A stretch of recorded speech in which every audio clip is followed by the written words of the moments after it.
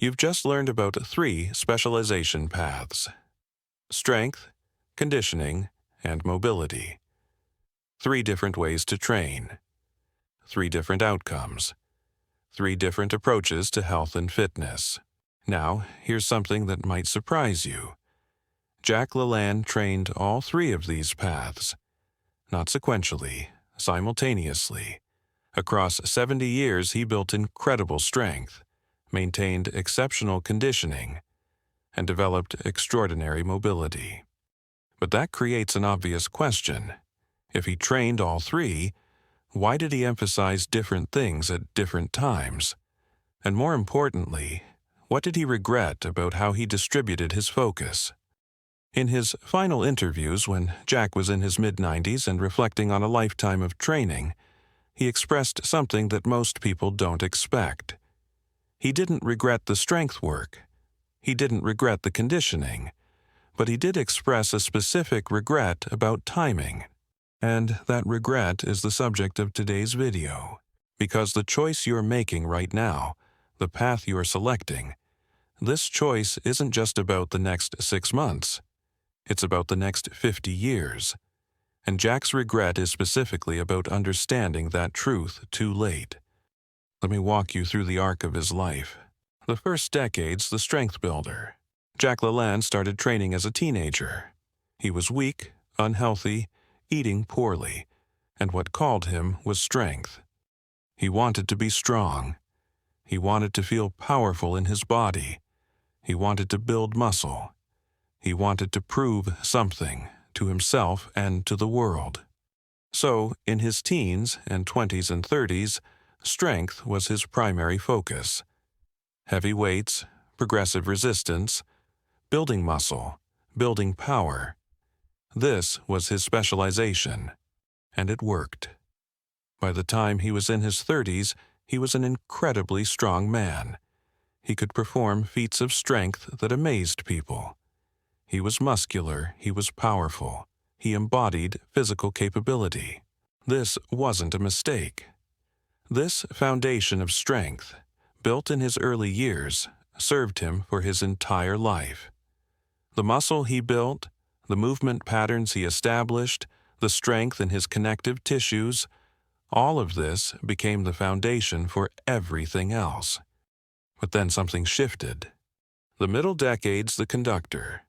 As Jack moved into his 40s and 50s, while he maintained his strength training, his public emphasis shifted. He started talking more about cardiovascular health, about work capacity, about the ability to perform work continuously. This was the conditioning era. His television show featured him doing circuits, performing athletic feats, demonstrating cardiovascular performance, jumping rope, running, moving fast and continuously. He was still strong, but he wasn't emphasizing strength anymore. He was emphasizing conditioning. Why? Because by his 40s and 50s, he could see something that his younger self couldn't have understood. Strength without conditioning wasn't complete. You could be strong and winded. You could be powerful and unable to sustain effort. The true marker of health, he realized, wasn't just being able to lift heavy things. It was being able to work hard continuously. So he shifted. And for decades, conditioning was his emphasis. This is what the public knew him for. The athletic, energetic man who could outwork people half his age. Again, this wasn't a mistake. This cardiovascular base he built, this work capacity, this conditioning foundation, it served him for his entire life. At 96, he still had the cardiovascular system of a man in his 50s. But then something else shifted. The final decades, the discovery of mobility. As Jack moved into his 70s, 80s, and 90s, he made a discovery that surprised even him. He could still be strong. He could still maintain conditioning. But what actually mattered, what made the difference in daily life, in quality of movement, in the ability to do the things he wanted to do, was mobility. He could reach overhead without pain. He could bend and touch his toes at 90. He could move through ranges of motion that most people lose by their 50s. He could move his joints freely without limitation. And in his final years, he began to emphasize this more and more. Not because strength was bad, not because conditioning was bad, but because mobility, freedom of movement, became the thing he valued most. In interviews from his 80s and 90s, he would talk about this. He'd say something like, "I spent so many years building strength. I spent so many years building conditioning. But what matters most, what I wish I'd understood earlier, is that mobility is where life lives. Mobility is what allows you to do the things you want to do. Mobility is what keeps you independent. Mobility is what prevents pain." And this is where his regret comes in. The regret, understanding too late. Jack never said, "I regret my strength training." He never said, "I regret my conditioning work." But he did say something like, "I wish I'd understood the importance of mobility earlier. I wish I'd integrated it more intentionally throughout my career instead of discovering its true value only in my final decades." Here's what he meant. Jack trained all three paths, but he trained them somewhat sequentially. First strength, then conditioning added, then mobility emphasized later.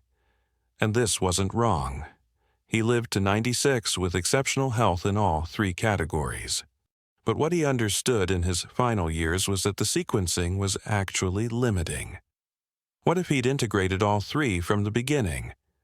What if, instead of specializing so heavily in strength in his 30s, then conditioning in his 50s, then mobility in his 80s, he'd been training all three throughout his entire life?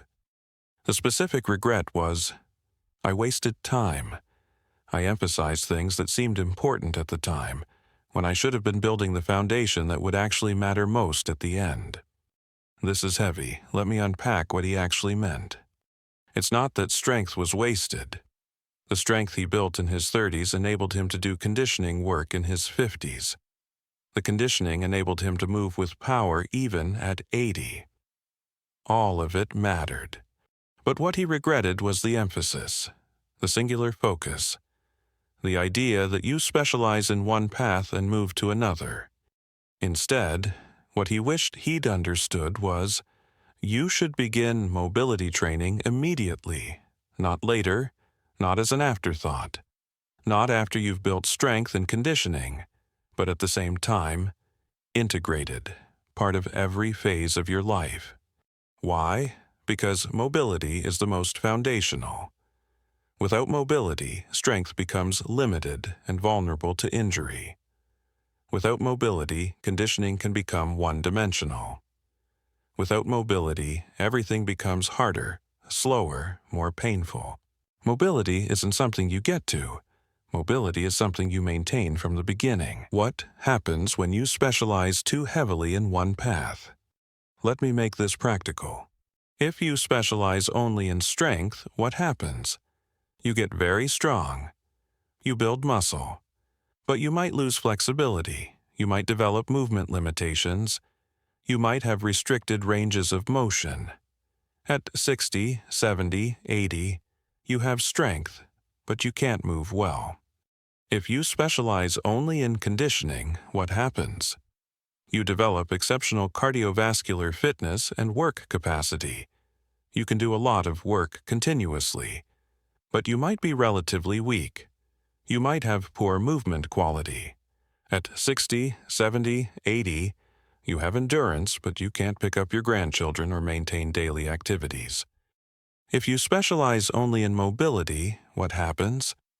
You develop exceptional range of motion and pain-free movement. You can move freely, but you might lack strength and cardiovascular capacity. You might feel weak or unable to perform work. At 60, 70, 80, you can move, but you're limited. Jack's discovery in his final years was, you can't specialize in one path for your entire life. Your entire life requires balance. But here's the crucial part. If you must choose one path as your primary emphasis, Jack's final wisdom was that mobility should be that path, because mobility is foundational. Mobility is sustainable. Mobility is what actually keeps you functioning. He said, "The strongest man who can't bend over is not strong. The most conditioned athlete who can't move without pain is not truly fit. But the person with excellent mobility, that person is free. That person is functional. That person is independent." The bridge between specialization and integration. This is the critical insight for you right now. You've learned 3 paths. You're about to choose one as your primary specialization for the next 6 months. And this is correct. You should choose one. You should go deep. You should commit completely. But Jack's regret teaches you something important. Don't forget the other paths. Especially don't forget mobility. Even if your primary focus is strength, even if you're in the strength path for months 7 through 12, maintain your mobility work. Maintain your conditioning. Do what's necessary to keep all 3 dimensions of fitness alive. Jack would say, "Don't make my mistake. Don't discover at 80 what you should have been doing at 30. The good news, you can't really make this mistake anymore, because you now know all 3 paths exist. You know mobility matters. You won't accidentally ignore it.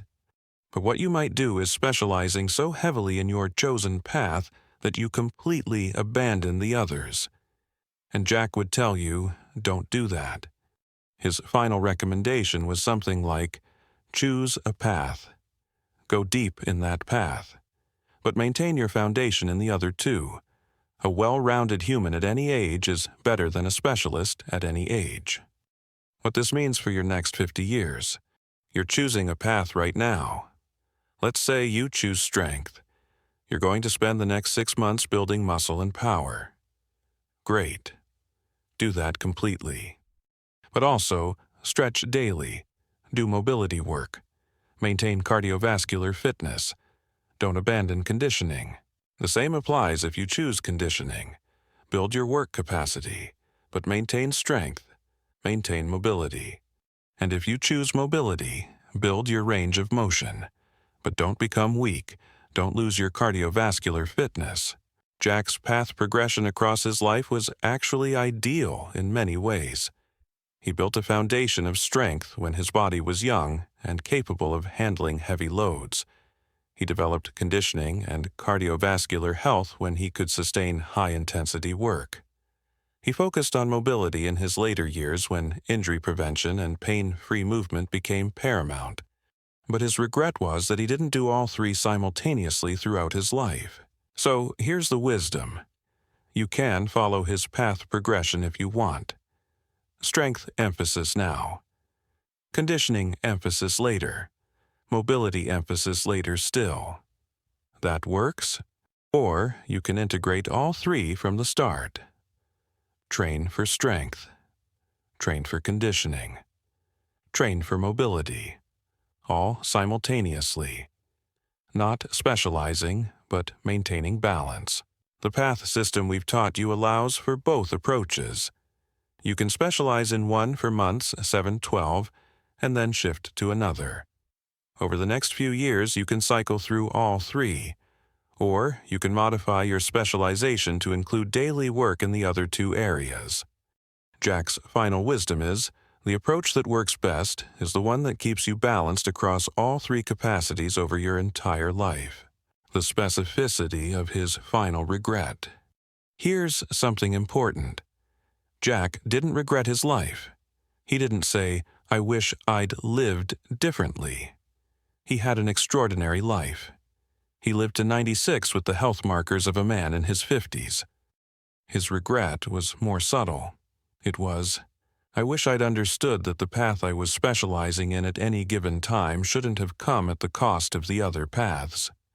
He realized in his final years that you don't have to choose between strength, conditioning, and mobility.